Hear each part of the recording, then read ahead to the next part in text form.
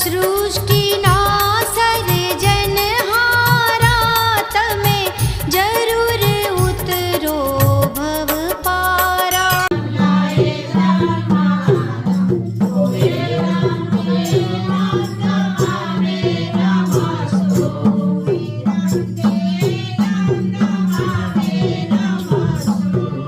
શ્રીમદ કરુણા સાગર મહારાજ કૈવલ ધામ કી જય.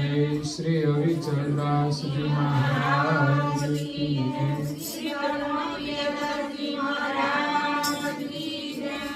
સત્કેવલ સાહેબ, સત્કેવલ સાહેબ, સત્કેવલ.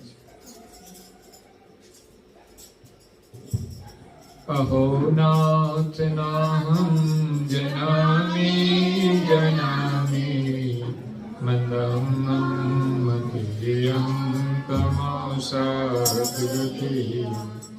અહો યાપકો સર્વં પ્રચાનં દિવ્યાનં તનોતાકતાયં રતેયં રતેયં. પ્રેમી ભક્તજનો, જ્ઞાન સંપ્રદાયના અધ્યસ્થાપક અનંત બ્રહ્માંડાધીશ વિશ્વનિયંતા સકતા સત કૈવલના પરમ વિશેષ અંશ, અનંત અંશોના તારણહાર, પરમ મોક્ષના દાતા, કૈવલ ધર્મ ધુરંધર,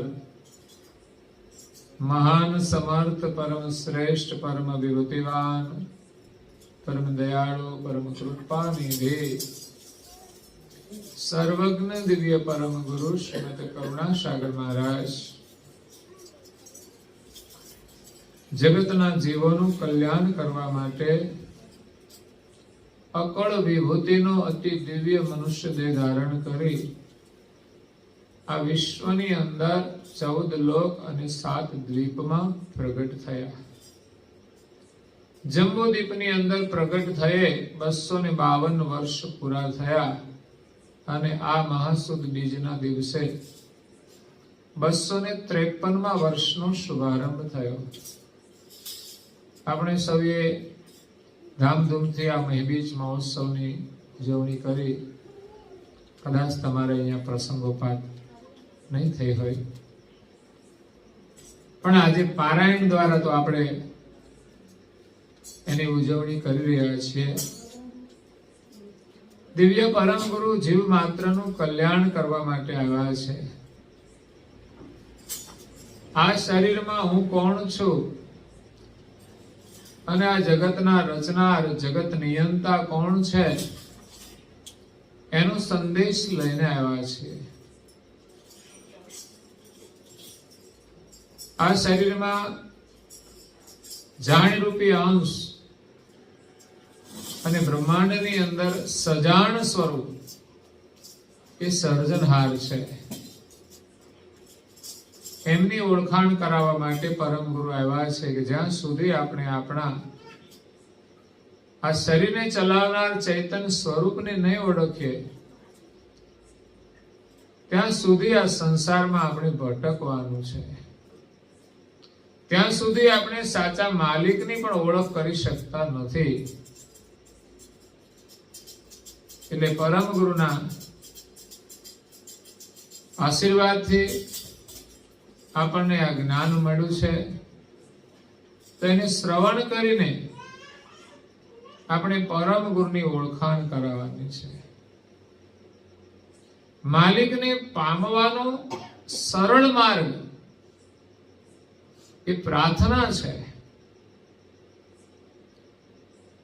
ઘણા મહાપુરુષોએ તપસ્યાઓ કરી છે, ત્યાર પછી એને પ્રભુ મળ્યા છે. હેતબાઈ માતાએ પૂર્વજન્મમાં પણ તપસ્યા કરી હતી, જંગલમાં જઈને તપસ્યા કરી હતી, પતિ પત્ની બંનેએ તપસ્યા કરી હતી. ત્યારે દિવ્ય પરમ ગુરુ સામેથી એને દર્શન આપવા માટે આવે છે અને એમની સેવાથી પ્રસન્ન થઈ એમને આશીર્વાદ આપે છે કે માગો તમારે શું જોઈએ છે. અને આપણને તો કોઈ કહેતું નથી કે માગો, અને આપણે માગીએ છીએ તો મળતું નથી. પરંતુ આપણે ભગવાનની ભક્તિ કરીશું ને તો અવશ્યનું ફળ મળશે એવા વિશ્વાસ સાથે આપણે સાધના કરીએ. પરમ ગુરુ આપણા તમામ કાર્ય કરે છે, પરંતુ બેઠા રહીશું તો નહીં થાય. ભિખારીની જેમ ભીખ માંગીશું તો ભીખ જ માંગવી પડશે, પણ મહેનત કરીશું ને તો આપણને ધનવાન બનાવી દે છે, પછી આપણે માગવું નહીં પડે. એટલે આપણે સાધના કરવાની છે, અને એક મુખ્ય સાધના છે પ્રાર્થના. ધર્મ માર્ગની અંદર પ્રાર્થનાને મહત્વનું સ્થાન આપવામાં આવ્યું છે. ગાંધી બાપુ કહેતા કે પ્રાર્થના એ આત્માનો ખોરાક છે. જેમ શરીરનો ખોરાક છે એવી જ રીતે આત્માનો ખોરાક એ પ્રાર્થના છે. પ્રાર્થના એક પોકાર છે. દુઃખના સમયે આપણા હૃદયમાંથી જે વેદના નીકળે છે ને એ પ્રાર્થનાનું સ્વરૂપ છે. કેટલાય જન્મોથી આ જગતની અંદર આપણે ભટકીએ છીએ, દુઃખી થઈએ છીએ. એમાંથી છૂટવા માટે આપણે પરમ ગુરુના શરણમાં પ્રાર્થના કરવાની છે. પ્રાર્થનાની અંદર વિનમ્રતા હોય છે, પ્રાર્થનાની અંદર દાસાતન ભાવ હોય છે, અને પ્રાર્થના કરવાથી આપણો અહંકાર ઓગળી જાય છે. પ્રાર્થના એક શરણાગતિ છે, અને જ્યાં સુધી શરણાગતિ ન સ્વીકારીએ ત્યાં સુધી એમની કૃપા થતી નથી. માનીએ ખરા, જાણીએ પણ ખરા, પરંતુ શરણાગતિ, એમના શરણમાં ગદગદ કંઠે પ્રાર્થના કરીએ. અહીંયા કરુણાસાગર મહારાજ શ્રીએ જે રચના કરી છે, અહો નાથ નાહમ જાનામી જાનામી મંદમ મતીયમ તમો સદગતિય. આમ તો જો કે ભગવાનને પ્રાર્થના કરવી હોય તો કેવી રીતે કરવી, કેવા શબ્દોથી કરવી, એ કશું આપણને આવડતું નથી. પરંતુ મહાપુરુષોએ જે પ્રાર્થના કરી છે એના જીવનમાંથી આપણે પ્રાર્થના શીખવાની છે. આપણે નાના ભણતા હતા, થોડું થોડું તો યાદ હશે. સ્કૂલમાં જતા ત્યાં પણ પ્રાર્થના કરવામાં આવતી હતી. કારણ કે આપણે વિદ્યા અર્જિત કરવા માટે જઈએ ત્યારે વિદ્યાની દેવી છે એ શારદા છે. અને આજે આપણા ભારતભરની અંદર દરેક સરકારી સ્કૂલોમાં આ પ્રાર્થના થાય છે. પ્રાઇવેટના નિયમ સ્વતંત્ર હોય છે, અને એ સિવાય પણ અન્ય ધર્મના લોકો એમની રીતે રહેતા હોય છે. પરંતુ આપણી હિન્દુ સંસ્કૃતિમાં વિદ્યાની દેવી શારદા છે એ માન્યતા પ્રમાણે વિદ્યા અર્જિત કરવા માટે આપણે એની પ્રાર્થના કરીએ છીએ, એના મંત્રનું સ્મરણ કરીએ છીએ, અને ચોક્કસ એની વિદ્યા આપણને મળે છે. બીજું છે જ્ઞાન. જ્ઞાન પ્રાપ્ત કરવા માટે ગુરુની જરૂર પડે છે. દેવી આપણને વિદ્યા આપે છે જે આપણા વ્યવસાયની અંદર ઉપયોગી થાય છે, સમાજના વ્યવહારમાં ઉપયોગી થાય છે, જીવનમાં પણ ઉપયોગી થાય છે. પણ એ વિદ્યાથી આપણે જન્મ મરણના દુઃખમાંથી છૂટી શકતા નથી. કારણ કે વિદ્યાની અંદર એ લક્ષ્ય જ નથી. છતાં પણ એ વિદ્યાનું મહત્વ ખૂબ જ છે. વિદ્યા દદાતિ વિનયમ. વિનય દદાતિ પાત્રતા, અને પાત્રતાથી ધન પ્રાપ્ત થાય છે, અને ધનથી સુખ મળે છે. આ પરંપરા છે. વિદ્યા માણસને વિનય આપે છે, અને વિનય છે ને બહુ જ મહત્વનો ગુણ છે. આપણે વાત કરીએ તો એ વિનયપૂર્વક, નમ્રતાથી. જો ઘરમાં બધા જ વિનયપૂર્વક વાણીનો ઉચ્ચાર કરે ને તો ઘરમાં નામે કલેશ ના રહે, હંમેશા શાંતિ રહે. તો એ વિદ્યા આપણને બહુ જ ઉપયોગી છે. વિદ્યા આપણને ધન પણ આપે છે. તમે જુઓ તો જે અભણ છે, જેની પાસે વિદ્યા નથી, એને મજૂરી કરવી પડે છે. અને જે લોકો શિક્ષિત છે, શિક્ષક હોય કે કોઈ પણ ક્ષેત્રની અંદર, એ સારી નોકરી કરતા હોય કે પછી બિઝનેસ કરતા હોય, પણ આ બધાનું મૂળ એ વિદ્યા છે.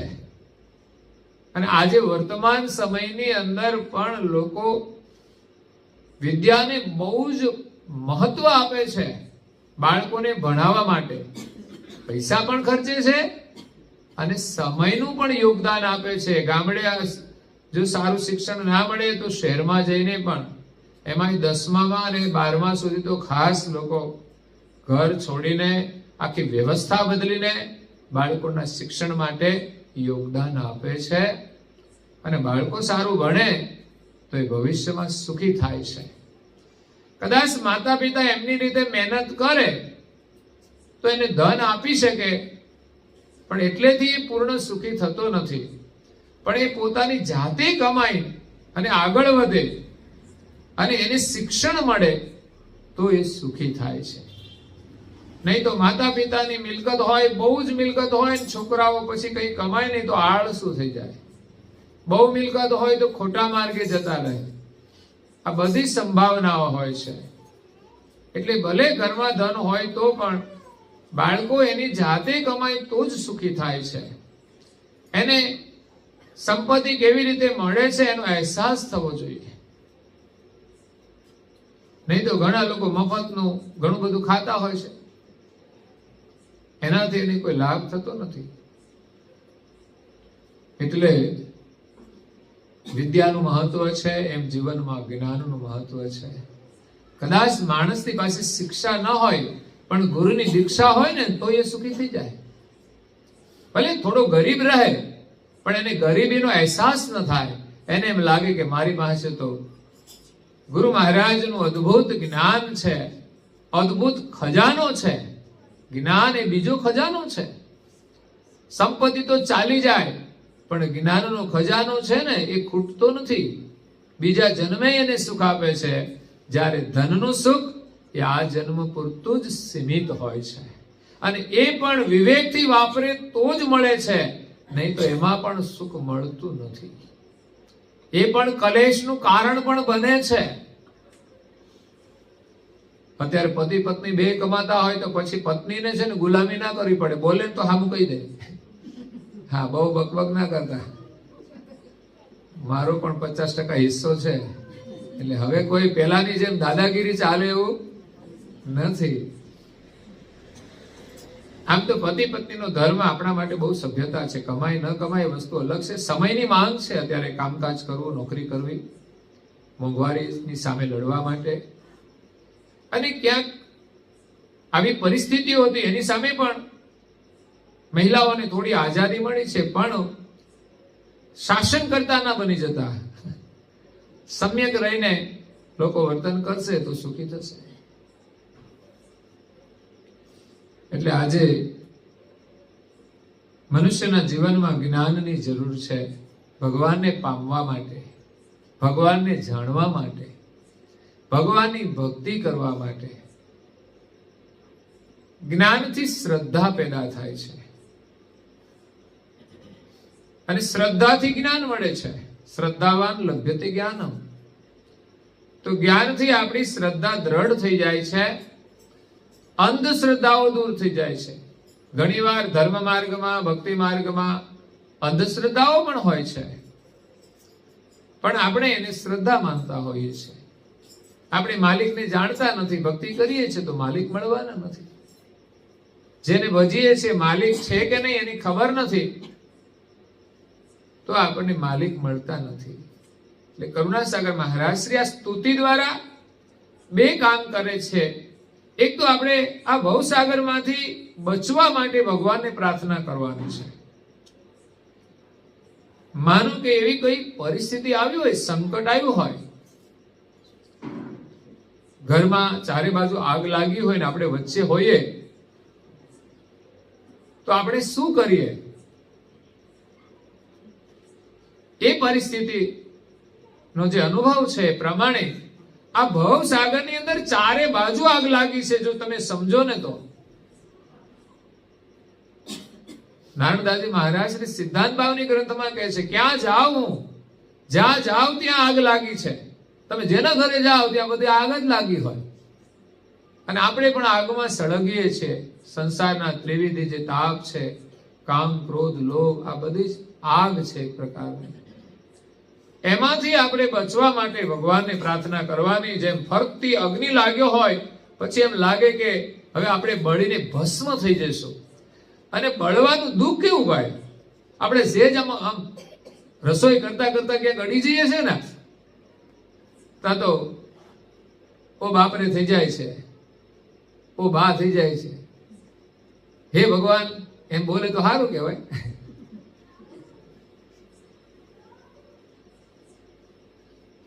તો એ અગ્નિમાં સળગવાના જે કિસ્સાઓ બને છે ને, આપણા રોમ રોમ છે ને રોમાંચિત થઈ જાય. ખરેખર જે કઈ આગના કિસ્સાઓ બને છે એમાં માણસો બળે છે ને મરણને શરણ થઈ જાય. પછી અતિવૃષ્ટિમાં પણ લોકો મરતા હોય, અનાવૃષ્ટિમાં પણ મરતા હોય, બહુ અગ્નિથી પણ મરતા હોય, તાપથી, અતિ ઠંડીથી પણ મરતા હોય. તો એ બધું બહુ જ દુઃખ છે.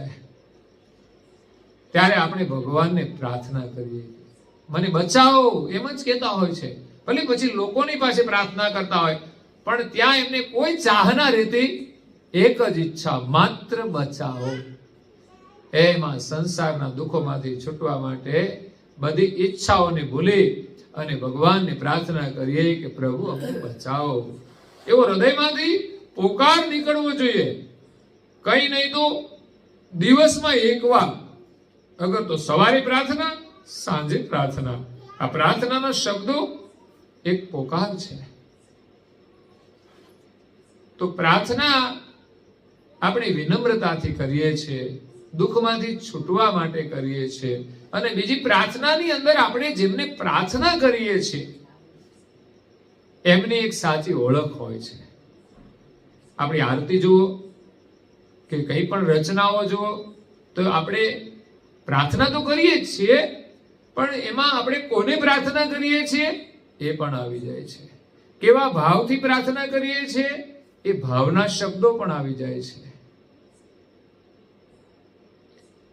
તો પ્રાર્થનાની અંદર આપણામાં વિનમ્રતા આવે છે. અને જે લોકો પ્રાર્થના ના કરતા હોય, તમે જોજો એના સ્વભાવ અક્કડ હશે. એ મનનું ધાર્યું કરવા વાળા છે, પણ થાય નહીં. યાદ રાખવાનું, એ અહમ છે આપણો.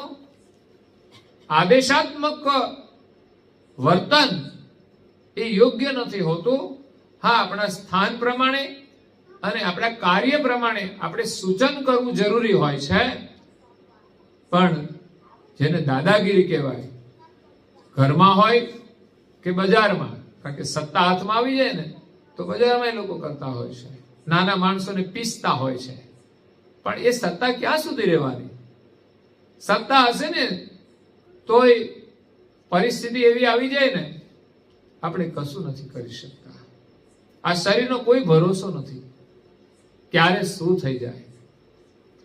હમણાં એક ગામમાં ગયા, પધરામણી હતી ત્યાં એમના ઘરે. આ એક પ્રસંગ છે આવતી 11-12 તારીખનો. સોનારિયા ગામે અમરેલી જિલ્લામાં નવ મંદિરનું નિર્માણ કરી રહ્યા છે. તો 11 ને 12 નો કાર્યક્રમ છે, એટલે આપને પણ આમંત્રણ છે. પત્રિકાઓ પણ મળશે. તો એક ભાઈને થોડા દિવસ પહેલા કંઈ જ નહોતું અને આકસ્મિક કમરથી નીચેના 2 પગ છે ને એની અંદર પેરાલિસિસ થઈ ગયો. એ બિલકુલ ઊભું જ ના રહેવાય. હવે કેવી પરાધીનતા છે. તો પછી આપણી કઈ દાદાગીરી ચાલે ખરી ભાઈ? પછી તો આપણે કેવું પડે, પાણી લાવજો, જમવાનું લાવજો. બોલાય કશું? કારણ કે આપણી પરિસ્થિતિ એવી છે કે આપણા શરીરની ક્રિયા પણ એમને કરવાની છે. એટલે ભગવાન છે ને આપણને સ્વતંત્રતા આપે એટલો જ એનો આદર કરવાનો. કોઈના ઉપર આપણે કઈ રોક જવા માટે આવ્યા નથી. બધાએ હળી મળીને રહેવાનું છે. નાના મોટાનો ભેદ હોય એ પ્રમાણે આપણે વર્તન કરીએ. એના હિત માટે આપણે 2 શબ્દો કહીએ, વસ્તુ અલગ છે.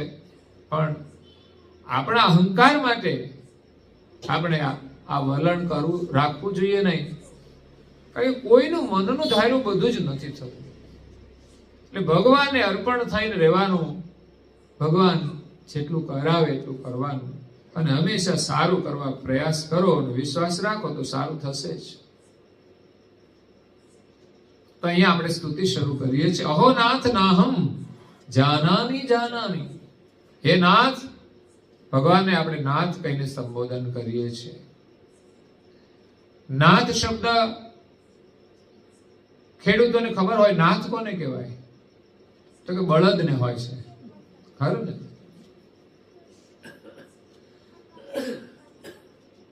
અહીંયા નાથ છે સ્વામી તરીકે છે. મહિલાઓ પણ એમના પતિને નાથ, આપણે સંબોધન ઓછું કરીએ શબ્દની દ્રષ્ટિએ, પણ એ શબ્દ નાથ છે, પ્રાણનાથ, સ્વામીનાથ. તો માલિક છે ને આપણા પ્રાણનાથ છે. બધાને જીવન આપનાર જીવન દાતા છે. જીવન રૂપી દોરી છે ને એ નાથ છે. બળદના અંદર જે દોરી હોય છે ને નાથ હોય છે. એનાથી એ અંકુશમાં હોય છે. નાથ વગરનો બળદ અંકુશમાં નથી રહેતો. એમ પરમાત્મા એ બધાને છે ને પ્રાણરૂપી નાથથી પોતાના અંકુશમાં રાખ્યા છે અને એ બધાના નાથ છે, સ્વામી છે. અહો નાથ નાહમ જાનામી જાનામી. ના અહમ, હું કશું જાણતો નથી. હે સ્વામી, હું કશું જાણતો નથી.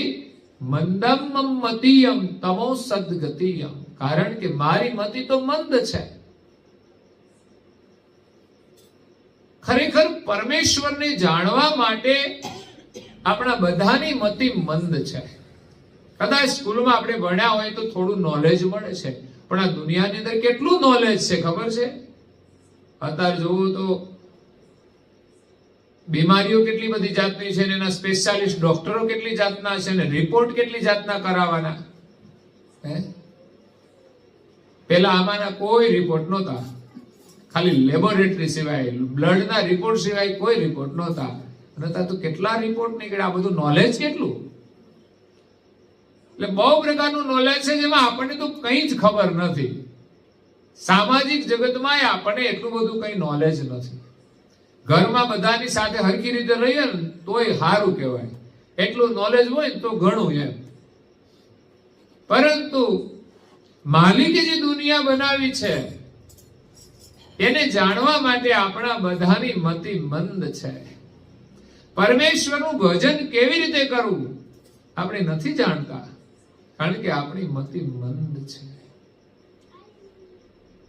નારાયણદાસજી મહારાજ શ્રી જ્ઞાની પુરુષ પરમ ગુરુના શરણમાં પ્રાર્થના કરે છે કે મંદ મતિ મમ જાન કે બસો હૃદય મે આય, ઈચ્છા અંતર ઉપની ગાવા ગુણ મહિમાય. આપણે પરમ ગુરુના ગુણ ગાવા છે, પણ એની કૃપા વિના ગાઈ શકતા નથી. આપણે પ્રાર્થના કરવી પડે કે હે દયાળુ, મારી મતિ તો મંદ છે. મંદ મતિ મમ જાન કે, અને બસો હૃદયમાં આય, આપ આવીને મારા હૃદયમાં નિવાસ કરો. આવી માગણી આપણે કરવી પડશે. પરમ ગુરુ કઈ ગમે ત્યાં બેસતા નથી. એ તો આદર હોય તો, લાગણી હોય ત્યારે જ આવે છે, અને આપણું હૃદય પણ શુદ્ધ હોય ત્યારે ત્યાં બિરાજમાન થાય છે. વિષય વાસનાઓથી આપણું હૃદય મલિન હોય તો એ ત્યાં નિવાસ કરી જ નથી શકતા, કારણ કે મલિનતા એને સ્પર્શતી નથી. પરમ ગુરુ પવિત્ર છે, એ આવે ને તો આપણું હૃદય પવિત્ર થઈ જાય અને પવિત્ર હૃદયની અંદર જ એ નિવાસ કરે છે. તો નાનું બાળક જેમ પ્રાર્થના કરે ને એમ આપણે પરમ ગુરુના શરણમાં પ્રાર્થના કરવાની. નારદાજી મહારાજ શ્રી આપણને આ પ્રાર્થનાનો ભાવ શીખવ્યો છે. મંદમતી મમ જાન કે બસો હૃદય મેં આય, ઈચ્છા અંતર ઉપની. મારા અંતરમાં એક ઈચ્છા ઉત્પન્ન થઈ છે, ગાવા ગુણ મહિમા. કઈ ઈચ્છા? ગુણગાન ગાવાની ઈચ્છા. આપ તો કરુણાના સાગર છો, પરમ ગુરુ છો, આપના મારે ગુણગાન ગાવા છે, પણ મારી મતિ મંદ છે એટલે હું આપના શું ગુણગાન ગાઈ શકું? પરમ ગુરુની ગતિનું માપ આપણી અલ્પ બુદ્ધિ શું લઈ શકે? આ તો એની કરુણા થાય, એ આપણા હૃદયમાં આવીને બિરાજમાન થાય અને આપણે પ્રેરણા કરે તો આપણે કશું બોલી શકીએ, કશું સાંભળી પણ શકીએ. હો, નહીં તો આ કથા છે ને એ સંભળાય પણ નહીં. એની કરુણા મેળવવી પડે ને એટલે જ પ્રારંભમાં આપણે મંગલાચરણ કરીએ છીએ, પ્રાર્થના કરીએ છીએ. એ આપણું મંગલ કરનારું છે. કરુણાસાગર મહારાજ શ્રીએ સ્વયં કૈવલ કરતાને મંગલાચરણના માધ્યમથી પ્રાર્થના કરી કે હું આ ગ્રંથની રચના કરું છું તો આપના ચરણોમાં હું વંદન કરું છું. તો આપણા ઘરમાં પણ આપણે નિત્ય સવારે ને સાંજે પ્રાર્થના કરીએ જ છીએ, પણ મને લાગે છે કે બધા કરતા હોય એવું નથી લાગતું.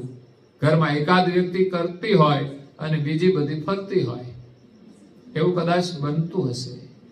બેન કરી લેતા હોય તો ભાઈઓને ચિંતા નહીં કે બહેનો અમારે પ્રાર્થના કરી લીધી છે. બહેનો ભજન કરે તો ભાઈઓને ચિંતા નહીં કે અમારે હવે ભજન કરવાની જરૂર, અને બહેનો એ ખાઈ લીધું છે તો ભાઈઓને પણ મને લાગે છે કે પછી જરૂર પડશે. એક ઘરે હું ગયો ને તો સંધ્યાનો સમય, ત્યાં એટલે કે છે જમવાનું તૈયાર થઈ ગયું છે. મને કે જમી લો. મેં કીધું મારે જમવાનું નથી, પણ તમે ઉપાસના કરી લીધી? ભાઈને મેં કહ્યું હા, અમારા બેન છે ને એમણે ઉપાસના કરી લીધી. તમે તો હું આટા મારું છું. મેં કીધું રસોઈ બનાવી છે તો બેન જમી લે, પછી તમારે શું જરૂર છે? તમારે જરૂર હોય તો પ્રાર્થનાની પણ જીવ માત્રની જરૂર છે, કારણ કે દરેકને જીવ દશા લાગેલી છે. એ સ્વયં પ્રાર્થના કર્યા સિવાય બીજાની પ્રાર્થનાથી જીવ દશા દૂર થશે નહીં. એટલે ઘરમાં એક એક વ્યક્તિએ પ્રાર્થના કરવી જોઈએ. ને બાળક ભણવા જાય ને ત્યારથી ત્યાં સ્કૂલમાં પ્રાર્થના એને શરૂ થાય, ભલે જેને જેવી આવડે એવી. 7મા ધોરણના 8મા ધોરણના છોકરાઓ બોલતા હોય, પેલા બેઠા હોય સાંભળતા હોય, પણ બેઠા તો હોય એમ આપણે બાજુમાં બેસાડવા તો જોઈએ. ભલે 5 મિનિટ બેસે, 10 મિનિટ બેસે, બધા બેઠા હોય તે જાય ક્યાં? તમને છોડીને એ આટા જ મારે ને ફરતા, ભલે સાંભળે તો ખરા ને ઘરમાં. તો એ ભૂમિકા ઊભી કરીને આપણે બાળકોને ભણવા જાય ત્યારથી શરૂ કરવાનું. એના પહેલા તો ઠીક છે આપણે કૈવલ બોલાવીએ કે સતકૈવલ સાહેબ બોલાવીએ, પગે લગાડીએ, એને આવડે બધું. અને નાની ઉંમરમાં તો બાળકો છે ને બધું જ કરતા હોય છે, પણ મોટા થઈ જાય ને પછી ભૂલી જાય છે. તો આપણે આ કાયમને માટે કરવું જોઈએ. એમનામાં આપણો વિશ્વાસ હોવો જોઈએ કે એની પ્રાર્થનાથી આપણું કલ્યાણ થાય છે. એમની પ્રાર્થનાથી આપણને એમની કૃપા મળે છે. અને સંસ્કાર તો છે જ, વિનમ્રતા આવશે. તો જે કોઈ પ્રાર્થના કરે છે એનો સ્વભાવ મેં જોયું છે, બહુ વિનમ્રતા હોય છે. આ ઘરમાં મારા વડીલોને મળ્યો છું, પણ એના વાતો અને શબ્દો ઉપરથી એમ લાગે કે બહુ વિનમ્ર સ્વભાવના લોકો છે. તો એ સંસ્કાર છે. અને બાળકો ઉપર એની બહુ મોટી અસર થતી હોય છે. એમના દીકરા દીકરીઓ એમના સ્વભાવના પ્રભાવથી એનામાં સંસ્કાર આવતા હોય છે. એટલે ઘરમાં બધા જ લોકો પ્રાર્થના કરે, ભલે થોડી આવડે થોડી કરો, 5 મિનિટ 10 મિનિટ મંત્ર જપ કરો, પૂજન કરો, તિલક કરો, આરતી કરો. આરતી વારાફરતી બધા ના કરે તો એકવાર આરતી થઈ જાય તો આરતી ના ફરી કરો તો ચાલે, પણ પ્રાર્થના તો બધાએ અવશ્ય કરવી જોઈએ. કારણ કે આરતીનું તમે ગાન કરો એ પણ આરતી કહેવાય. અને ઈષ્ટની સ્થાપના હોય એટલે એકવાર આરતી થવી જોઈએ, એ સ્થાનનું મહત્વ છે. પણ પછી જેટલા આવે બધાને આરતી કરવાની જરૂર નહીં, પણ આરતી ગાવાની જરૂર ખરી.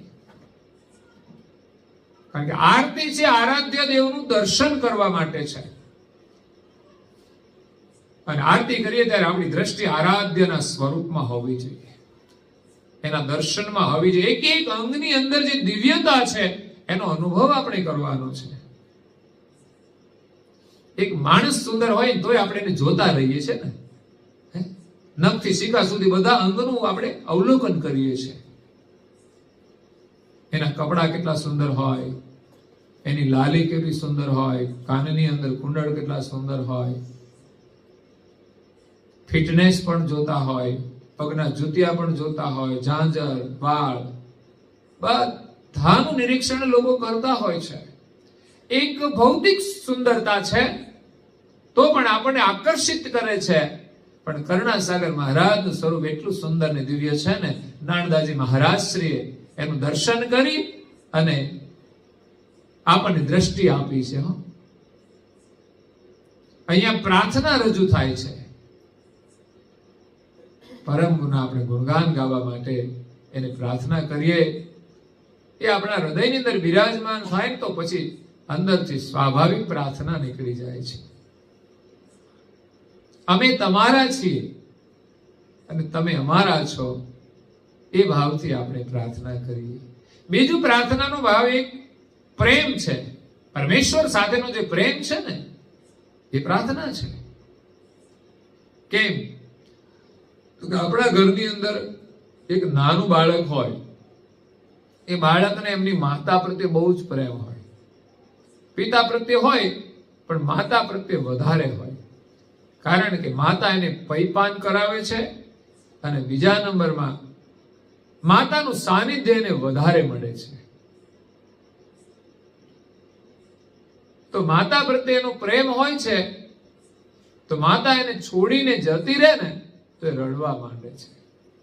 ખરું? તો એનો પ્રેમ એ રડાવે છે.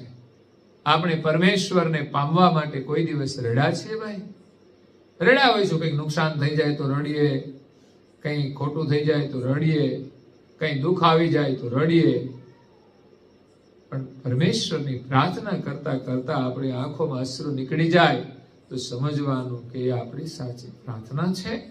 અને આંખમાંથી અશ્રુ ક્યારે નીકળે? જ્યારે આપણું હૃદય દ્રવિત થઈ જાય.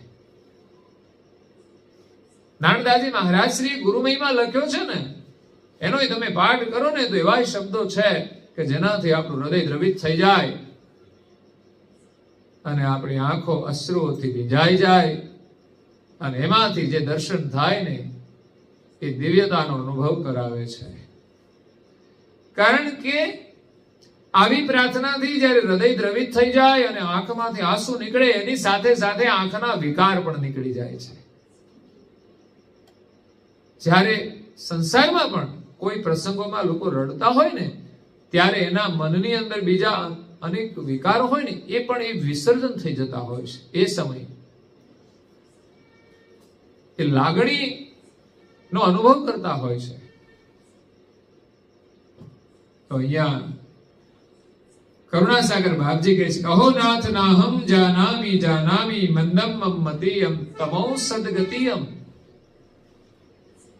તમારી સદગતિ છે, અમારી મંદમતી છે. એટલે આપ અમને સદગતિ આપો, સદમતિ આપો. ભગવાન પાસે શું માંગવાનું? હે ભગવાન, અમને સદબુદ્ધિ આપો. આવું પણ કઈ પ્રાર્થનાઓમાં આવતું હોય છે. કે નહીં? સદબુદ્ધિ. રામાયણની અંદર તુલસીદાસજી મહારાજ કહે છે, જહાં સુમતિ તહાં સંપત્તિ નાના, જહાં કુમતિ તહાં વિપતિ નિદાના, જહાં કુમતિ તહાં વિપતિ નિદાના. કેટલી સચોટ વાત કહી દીધી કે જહાં સુમતિ તહાં સંપત્તિ નાના, એટલે કોઈ પાર નહીં. જ્યાં સદમતિ હોય છે ને ત્યાં સંપત્તિનો કોઈ પાર નહીં. પછી સંપત્તિ માત્ર ધનના રૂપમાં જ નહીં, સમજણના રૂપમાં પણ સંપત્તિ હોય ને એના સુખનો કોઈ પાર ન હોય. શબરીની ઝૂંપડીમાં એટલું સુખ હતું કે જે ધનવાનોના ઘરમાં નહોતું. વિદુરના ઘરમાં એવું સુખ હતું કે જે કૌરવોના રાજમહેલમાં નહોતું. એટલે તો શ્રી કૃષ્ણ કૌરવોના મિષ્ટાન મેવા છોડી અને વિદુરના ઘરે ભાજી જમવા માટે જાય છે. જે સ્વાદ અને આનંદ વિદુરના ઘરે જે ભાજીમાં મળે છે ને, એ આનંદ અને સ્વાદ એ કૌરવોના રાજમહેલની અંદર 56 પ્રકારના ભોગમાં નથી મળતો. આટલો ફરક છે. એટલે સંપત્તિ ભગવાન પાસે માગવાની જીવનમાં સદબુદ્ધિ એ બહુ મોટી સંપત્તિ છે. જહાં સુમતિ શ્રેષ્ઠ બુદ્ધિ હોય, સદબુદ્ધિ હોય, ભગવાનનું ભજન કરવાની બુદ્ધિ છે ને એ જ સદબુદ્ધિ છે. જહાં સુમતિ તહાં સંપત્તિ નાના, કોઈ પાર નથી સંપત્તિનો. જહાં કુમતિ, જ્યાં કુમતિ છે, દુષ્ટ બુદ્ધિ છે, એ તો લોકોના વર્તન ઉપરથી દેખાય. તહાં વિપત્તિ નિદાના, તમે લખી રાખજો ત્યાં દુઃખ હશે જ. ભલે પછી એની પાસે ગાડી બંગલા હોય, કારણ કે અનિતિથી લોકો ભેગું કરી લેતા હોય, પણ કુમતિ હોય ને ત્યાં સુખ ના હોઈ શકે. અને સુમતિ હોય ત્યાં ભલે કદાચ સગવડ ઓછી હશે, પણ ત્યાં સુખ હશે, ત્યાં શાંતિ હશે, ત્યાં પ્રસન્નતા હશે. ભગવાન પાસે માગવા જેવી છે ને સદબુદ્ધિ છે. અને ભગવાન બધાને સદબુદ્ધિ અને સદગતિ પ્રદાન કરે છે. આપણે કહીએ ને સદગત આત્મા, એની સદગતિ કરવા માટે આપણે આ પારાયણ કરીએ છીએ. તો તમો સદગતિ, એમ તમે તો સદગતિ વાળા છો. સદ મતલબ સત્ય. આપ તો સત્ય ગતિ પ્રદાન કરવા વાળા છો. અને અમારી મતિ મંદ છે. હો આપકો સર્વમ પહેચાનમ દિવ્યાનમ. આપની પાસે સદગતિ છે એટલે આપ બધું જ જાણો છો. સર્વમ પહેચાનમ, આ દુનિયામાં આપનાથી કશું જ અજાણ નથી. એવા પરમેશ્વરને આપણે પ્રાર્થના કરી રહ્યા છે. હે પ્રભુ, તમે તો સર્વજ્ઞ છો. પછી આપણાથી ખોટું થાય ખરું? ના થાય. જો આપણામાં એ સમજણ આવી જાય અને હંમેશા આપણે એ જ ભાવનામાં રહીએ ને, તો આપણે એક ક્ષણ માત્ર પણ કંઈ ખોટું નહીં કરીએ. કારણ કે ભગવાન જોવે છે. નહીં તો આપણે તો છે ને માણસની હાજરીમાં ખોટું ના કરીએ. ઘણા તો એ કરી નાખે, હા એવું કઈ નહીં. જેને ખોટું જ કરવું છે એને કોઈની શરમ નથી, ખોટું બોલવું છે એને શરમ નથી. પણ ઘણા લોકો મર્યાદા રાખે તો કેવી કે લોકો હોય ત્યારે નહીં કરવાનું, પાછળથી જે કરવું એ કરવાનું. અને ઘણા લોકો તો એટલા પ્રમાણિક હોય છે કે ભગવાન જાણે છે ને, એટલે કોઈ ના હોય ને તોય ચોરાઈ કશું કામ નહીં કરવાનું. એ તો ઘણા લોકો છે ને પેલા ઘરમાં ખાવાનું હોય તો ચોરાઈ ખાઈ લેતા હતા. કોઈ ના હોય ને, કારણ કે દબાણ હોય, ખાવાનું બધું ના મળતું હોય તો ના હાજર હોય ત્યારે થોડું ટેસ્ટ કરી લેવાય.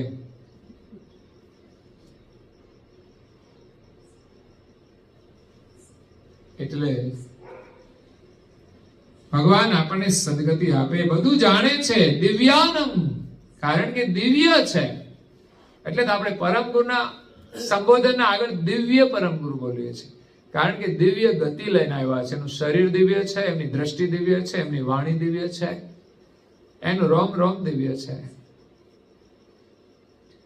તો દિવ્ય દ્રષ્ટિથી આપ બધાને જાણો છો. તનુ તત્વે તાયમ મૃતિયમ મૃતિયમ. તનુ એટલે આ વિશ્વમાં જેટલા પણ શરીર છે એ બધા જ તત્વોના બનેલા છે, અને એક એક તત્વની ગતિને તમે જાણનારા છો. જેમ ડોક્ટર હોય ને, એ અભ્યાસ કર્યો હોય તો અમુક નિદાન એ કરી શકતા હોય, એટલું જાણતા હોય એ પ્રમાણે. પણ પરમ ગુરુ કરુણાસાગર તો આ વિશ્વની સંપૂર્ણ રચનાને જાણનારા છે, શરીરના તમામ તત્વોની ગતિને જાણનારા છે. તનુ તત્વે તાયમ મૃતિયમ મૃતિયમ. આપણાથી કશું અજાણ નથી. મતલબ કે આપણે શરીરથી કોઈ પણ ક્રિયા કરીએ ને તો પણ એ જાણે છે, અને મનથી કોઈ વિચાર કરીએ એ પણ એ જાણે છે. અરે ભગવાન શું કોઈની સિદ્ધિ મળી જાય તો એ બીજાના મનની વાત એ જાણી શકે છે. 5 પ્રકારની જે સિદ્ધિઓ છે 12 વર્ષની રઘુરામ મહારાજશ્રી સિદ્ધ કરી, એમાં એક સિદ્ધિ એવી છે કે જે બીજાના મનની બીના જાણી શકે. પણ જાણી શકે એટલેથી આપણને શું લાભ? કઈ છે? કદાચ કોઈ ગમે તે વિચાર કરે છે એની ખબર આપણને પડી ગઈ તો શું? આપણે તો આપણા વિચારને સંભાળવાના છે કે આપણા મનની અંદર કોઈ મલિન વિચાર ન આવે. બીજાના વિચારોને જાણવાની વૃત્તિ એ પણ સારી નથી, કારણ કે જાણીને આપણે શું કરીશું?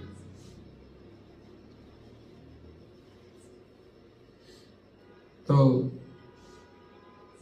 પરમેશ્વર છે, પરમ ગુરુ છે, એના શરણમાં આપણે પ્રાર્થના કરીએ, અને પરમ ગુરુના દ્વારા માલિકને પણ પ્રાર્થના કરીએ કે આપ સર્વજ્ઞ છો, સમસ્ત રચનાને જાણનારા છો, આપનાથી કશું અજાણ નથી. મારે આપના ગુણગાન ગાવા છે, તો આપ અમારા હૃદયમાં આવીને વસો તો હું આપના ગુણગાન ગાઈ શકું.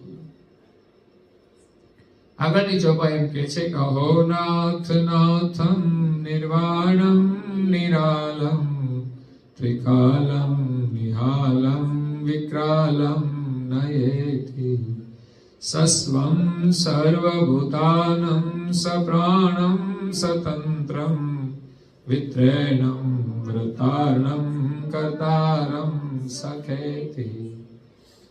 થોડી સંસ્કૃત છાંટ છે આની અંદર. આપણે સંસ્કૃત નથી જાણતા. હવેનો સમય અંગ્રેજીનો જમાનો આવ્યો છે, લોકો અંગ્રેજી જાણે છે, પણ ખરેખર તો આપણી શ્રેષ્ઠ ભાષા સંસ્કૃત છે, સંસ્કારિત ભાષા છે. જર્મનની એક મહિલા જર્મનથી અહીંયા ભારતમાં આવે છે અને ભારતની સંસ્કૃતિથી પ્રભાવિત થાય છે. પછી એને ઈચ્છા થઈ કે મારે સંસ્કૃત શીખવું છે. બોલો, આપણને થાય છે ઈચ્છા? વિદેશમાંથી આવીને એની ઈચ્છા થઈ કે મારે સંસ્કૃત શીખવું છે. અહીંયા 6 મહિના સુધી એને ક્લાસ કર્યા, અને એવું સંસ્કૃત બોલે એમ લાગે કે આ તો ઇન્ડિયન છે. આપણને ખબર ના પડે કે આ વિદેશી મહિલા છે. એવું સરસ સંસ્કૃત, જાણે એક શિક્ષિકા હોય ને એવું સરસ સંસ્કૃત બોલે. આપણે આશ્ચર્ય થાય કે શું વિદેશની મહિલા અહીંયા આવીને સંસ્કૃત શીખે ને આટલું સરસ સંસ્કૃત બોલે? તો આપણા છોકરાઓ કેમ થોડા સ્તોત્ર ન બોલી શકે? હું કહું આપણે વધારે ના શીખીએ તો કઈ નહીં, પણ થોડા સ્તોત્ર આપણા મોટા ભાગના સંસ્કૃતમાં છે. જો કે પરમ ગુરુએ સંસ્કૃતનો ઉપયોગ નથી કર્યો. એને જોયું કે આ ગુજરાતની પ્રજા છે ને એ ગુજરાતી જાણે છે, એટલે એને ગુજરાતીમાં જ ઉપદેશ આપ્યો છે. અને ગુજરાતી ભાષા પણ બહુ ગૌરવવાળી ભાષા છે, એ પણ સંસ્કારિત ભાષા છે. બીજી આપણી રાષ્ટ્રભાષા હિન્દી કહેવાય, એ પણ મહત્વપૂર્ણ છે. એટલે દરેકને પોતાની માતૃભાષા, રાષ્ટ્રભાષા એનું ગૌરવ હોવું જોઈએ. અને ત્રીજી આપણી આધ્યાત્મિક સંસ્કૃત ભાષા છે, બહુ વિવેકી ભાષા છે. જો આપણે હંમેશા સંસ્કૃતમાં જો બધા બોલે ને જેમ અંગ્રેજી બોલે છે, તો મને લાગે છે કે ઘરમાં કોઈ એકબીજાનું અપમાન ન કરે. આટલી બધી સંસ્કારવાળી ભાષા છે. હજુ ગુજરાતીમાં હશે આડું અવડું બોલવાનું શબ્દો, પણ સંસ્કૃત ભાષામાં એવા શબ્દો નથી. તો એમાં કોઈનું અપમાન ન થાય એવી સંસ્કારિત ભાષા છે. અને વિશેષતા ભાષાનો ઉપયોગ ધર્મ ગ્રંથોમાં થયો છે, લોકોને ઉપદેશ આપવા માટે થયો છે. એટલે એના જો શ્લોક હોય એ આપણે થોડા કંઠસ્થ કરીએ ને તો ખરેખર એક જ શ્લોકમાંથી આપણના જીવનની આપણને દિશા મળી જાય. એક શ્લોક જીવનમાં આવડી જાય ને અને એ આપણે જો ચરિતાર્થ કરીએ ને તોય આપણા માટે ઘણું બધું છે. એવી આ સંસ્કારિત ભાષા છે. બોલવું ને એ અઘરું કામ છે. બીજી બધી ભાષા બોલવી સરળ, પણ સંસ્કૃત ભાષા છે ને એને શુદ્ધ ઉચ્ચાર કરવો પડે. આપણે દેશી ભાષા બોલતા હોય ને એવું ના ચાલે, પણ એકદમ શુદ્ધ ઉચ્ચારણ કરવું પડે. તો અહીંયા કરુણાસાગર બાપજીએ તો સરળ ભાષા વાપરી છે. આ એક સ્તોત્ર જ સામાન્ય સંસ્કૃત ભાષાને છાંટવાળું છે. અહો નાથ નાથમ, હે નાથ, નિર્વાણમ નિરાલમ, આપ તો વાણીથી પર છો. આ જગત તો છે ને વાણીમાં વ્યવહાર કરે છે, પણ વાણીની પાર વાણી આવી ક્યાંથી? વાણી બની કેવી રીતે? વાણીના બનાવનાર કોણ છે? અને જ્યાં વાણી નથી પહોંચતી એવી ગતિ પરમ ગુરુની છે. આપ તો નિર્વાણ પદરૂપ છો. નિર્વાણમ નિરાલંબ, નિરાલંબ. આલંબ એટલે કોઈનો આધાર, આલંબન. પણ આપણને કોઈનો આધાર નથી. આપ સ્વયં શક્તિમાન છો, સમર્થ છો. આપ કોઈને આધીન નથી. જ્યારે આ સંસારમાં જેટલા પણ જીવ છે એ બધા જ માલિકને આધીન છે. કારણ કે એ જો દોરી ખેંચી લે ને તો આપણું તો બધું જ અભિમાન નીકળી જાય. આપણી હવા નીકળી જાય. આપણે ગમે તેટલી હવા કરીએ પણ શ્વાસ જો ઓછો થવા માંડે ને બીપી વધી જાય તો તકલીફ પડવા માંડે. પછી આપણે કઈ ના કહી શકીએ કે આ મારું છે, હું આમ ને તેમ. આ બધી હવા નીકળી જાય એવું છે, અને એક દિવસ નીકળી જવાની છે એમ સમજીને જ આપણે ક્યારેય કોઈ પણ પ્રકારનું અભિમાન નહીં કરવું. આપણે ભગવાન આપણા કર્મથી જે કંઈ સારું આપે ને તો બસ ભગવાનનો ઉપકાર માની અને આપણે વિનમ્રતાથી એનો સદુપયોગ કરવાનો. એના અહંકારની અંદર આપણે જીવવાનું નહીં. સંપત્તિ મળે કે ગમે તે મળે, એનો અહંકાર આવ્યા વિના રહેતો નથી. પણ ભગવાનની કૃપા હોય ને તો એના અહંકારથી આપણે બચી શકીએ છીએ. તો એ નિરાલંબ છે, કોઈના આધાર સિવાય સ્વયં શક્તિમાન છે. ત્રિકાલમ નિહાલમ વિકરાલમ નયેતિ. ત્રિકાળ, ત્રણેય કાળ. આમ તો ભૂત ભવિષ્ય વર્તમાન કહેવાય, પણ આદ્ય મધ્ય અને અંત એ પણ ત્રણ કાળ છે.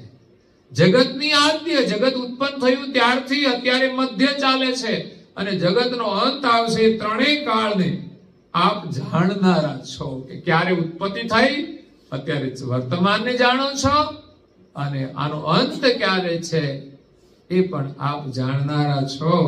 વિકરાલમ નયેતિ.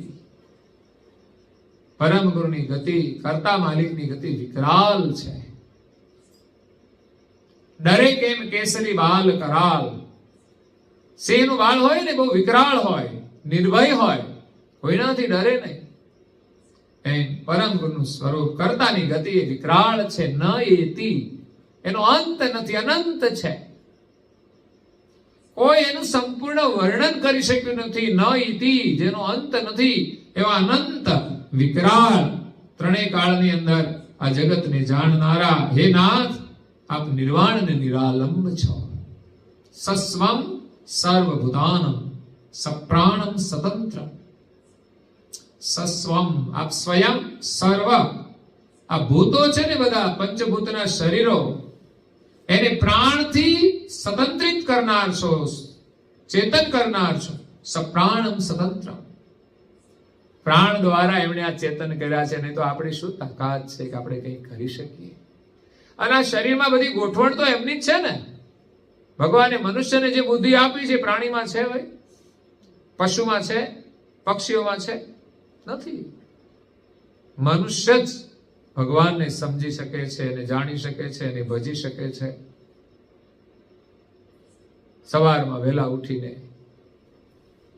નાઈ ધોઈને હે ભગવાનનું ભજન કરીને આપણે એના આશીર્વાદ લઈએ, શાંતિ મેળવીએ, અને આખો દિવસ આપણો શાંતિમાં પસાર થાય. આ માયાને માટે શા માટે લડવાનું? માયાની પાસે શા માટે દોડવાનું? હા, કામ કરીએ સવારે, પણ ભગવાનને પ્રાર્થના કરીએ, ભગવાનના થઈ અને એવી શાંતિ લઈ લઈએ ને, પછી દુનિયામાં તો જેટલું જરૂર હોય ને એટલું મળી જાય. બસ આનંદ છે.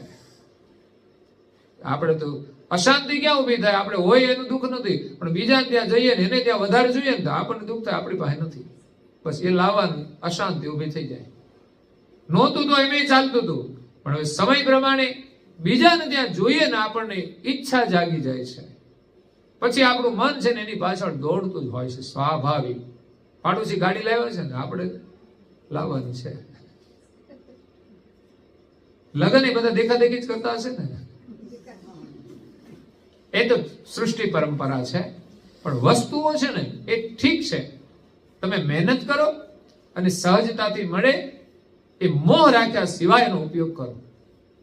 આપણે એમ નથી કહેતા કે આ બધી માયા છે તો આ કશું જોઈએ જ નહીં. એ માયા અમારી પાસે છે, પણ અમે એમ નથી માનતા કે આ અમારું છે.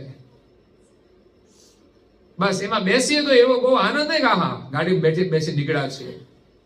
કોઈ દુઃખી હોય ને એનાથી પણ આપણું હૃદય દ્રવિત થવું જોઈએ.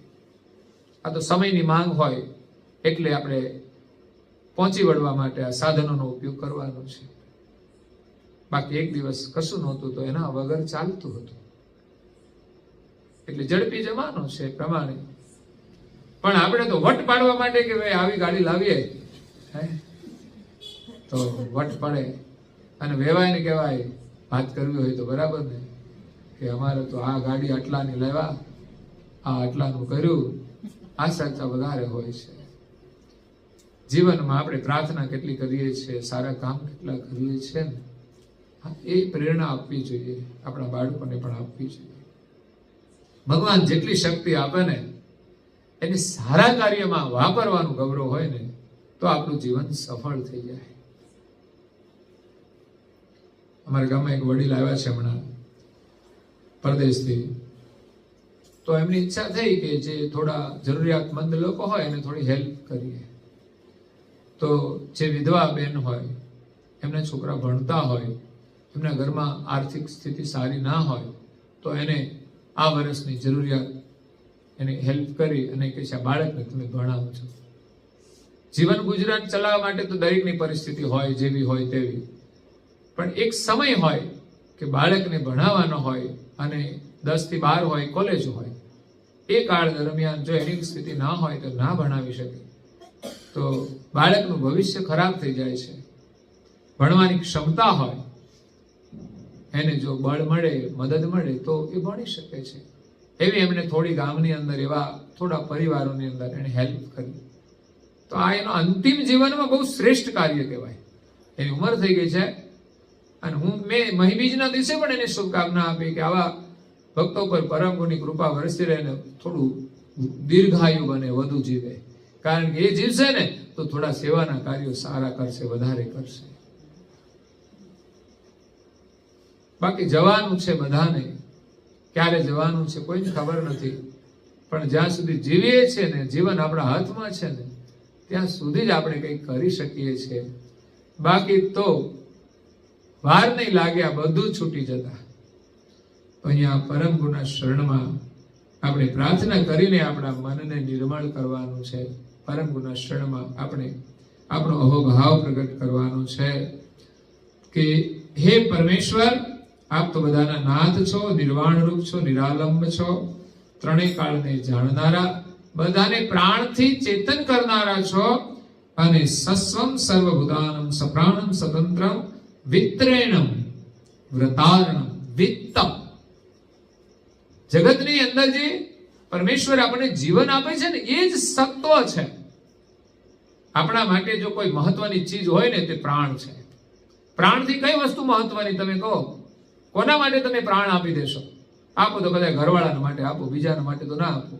અને કોઈ વળી પ્રેમ હોય તો ઘરવાળી માટે આપી દે. ઘણી વાર નથી લોકો એક જતા તેની પાછળ પોતાનું જીવન સમાપ્ત કરી દે, એ પ્રાણ આપ્યો કહેવાય. એ સિવાય તો દુનિયામાં કોઈ એવી વસ્તુ નથી કે એને માટે આપણે પ્રાણ આપી દઈએ. પણ આપણે જોઈએ ને તો આખી જિંદગીનો પ્રાણ જે વાપરીએ છીએ ને એના માટે જ વાપરીએ છીએ, સંસારના સુખ માટે તો વાપરીએ છીએ. એટલે પ્રાણ છે ને મુખ્ય છે. પ્રાણ ન હોય તો આપણા માટે કોઈ વસ્તુનું મહત્વ ખરું ભાઈ? ગમે લાખો રૂપિયાની વસ્તુ હોય, કરોડની હોય, પણ પ્રાણ છે તો મહત્વનું છે. એટલે ગંગાસતી પાનબાઈને કહે છે, હે વીજળીના ચમકારે મોતીડા પરો પાનબાઈ, હે અચાનક અંધારા થાશે, જોત રે જોતામાં દિવસો એ વહી જશે પાનભાઈ, 21,600 કાળ ખાશે, એ વીજળીના ચમકારે મોતીડા પરો પાનભાઈ, અચાનક અંધારા થાશે. જોત જોતામાં દિવસો વહી જશે.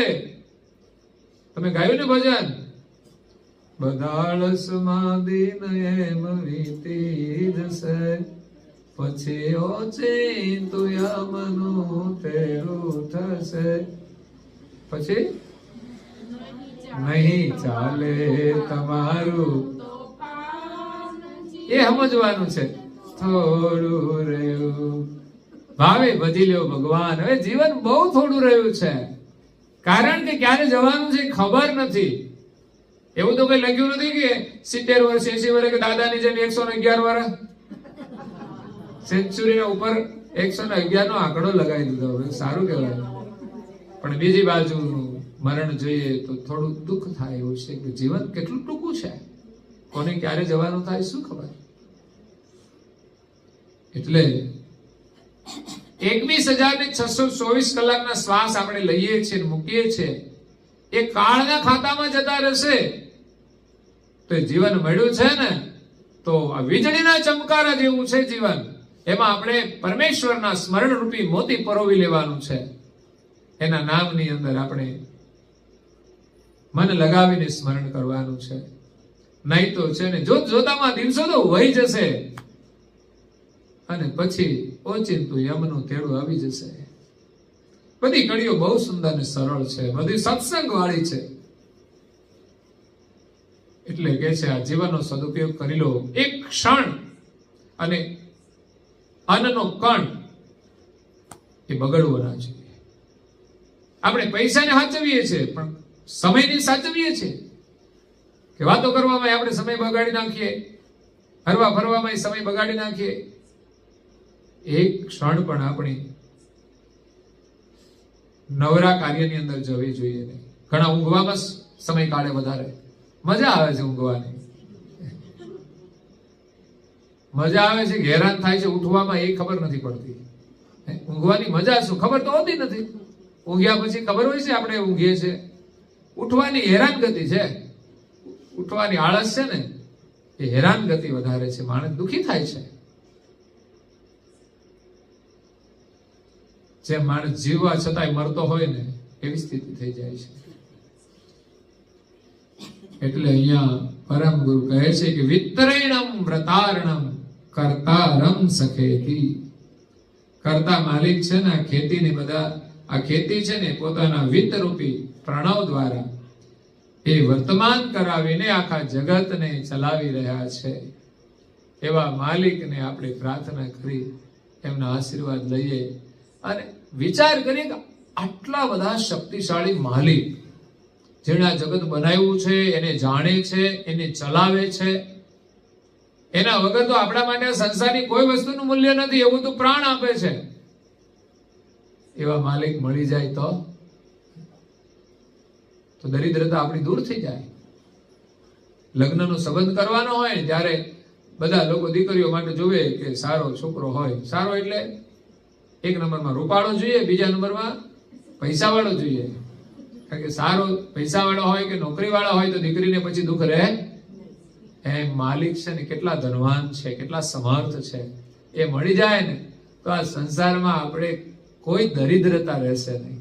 જેને જેને ભગવાન મળ્યા એની ફકીરી તો જુઓ કેવી, એની મસ્તી કેવી, અદ્ભુત એની ખુમારી હોય છે. હા, એટલે આપણને એમ થાય કે અહીં કંઈક છે તો ખરું ભગવાનના શરણમાં, તો થોડો થોડો પ્રસાદ લઈએ ને તોય આપણું જીવન ધન્ય બની જાય. સદગદાત્માની પાવન સ્મૃતિમાં આજનો સત્સંગ આપણને મળ્યો છે. આપણે પરમ ગુણેશ્વરમાં પ્રાર્થના કરીએ સદગદાત્માને શાંતિ મળે. કેવું નામ છે? કૈલાસબેન. આમ તો બહુ નાની ઉંમરે ગયા છે, આકસ્મિક રીતે ગયા છે, એનું આપણને બધાને થોડું દુઃખ છે. દાદાને આપણે વાજતે ગાજતે વિદાય કરી, પણ પાછળ બીજો પણ એક અલગ પ્રસંગ બન્યો, આપણા માટે થોડું દુઃખ છે. પણ એમાંથી આપણે પ્રેરણા લઈને આપણા જીવનમાં જાગૃત બનવાનું છે, આપણા બાળકોને પણ જાગૃત કરવાના છે. અને ભગવાનનું જેટલું ભજન થાય ને એટલી જ આપણને મૂડી મળે છે, એટલું જ આપણને સુખ મળે છે, એટલી જ આપણને જીવનમાં સુખ અને શાંતિ મળે છે. અને એ જ સાચું સુખ છે.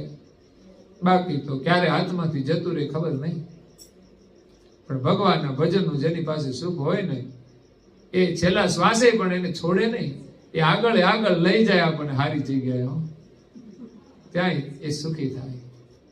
આપ સૌને પરમ ગુના ખૂબ આશીર્વાદ સાથે અહીં કથાને આપણે વિરામ આપીએ. અસ્તુ. સત કેવલ સાહેબ. કોણ છે? બા બેન ના દીકરા કોઈ આગળ આવો છો, એમને આપો પુસ્તક આગળ. એમને શ્રદ્ધાંજલિ આપવી જોઈએ અને ખાલી ગલી ભાષામાં આપણે જે આવડે એવું પરમ ગુરુ સ્મરણ કરવાનું છે. આગળ આવી જાઓ. શું નામ છે આપણું? અશોકભાઈ. સારું, પુસ્તિકામાંથી જે બોલો છો આપણે, કારણ કે આપણે કાયમ કરવાનું છે આ વસ્તુ. આટલી કરીએ ને તમે રોજ જે બોલો ને હવારાની, તોય દિવસ તમારો સફળ છે. આદ્ય જય જય જય જય જય જય જય જય જય कैवल धाम की जय. कथा सत्संग पूर्णावती का સત કેવલ સાઈ. 3 વાર પગે લાગવાનું છે, ખોળામાં ખુલ્લા હાથ રાખીને. સત કેવલ સાઈ.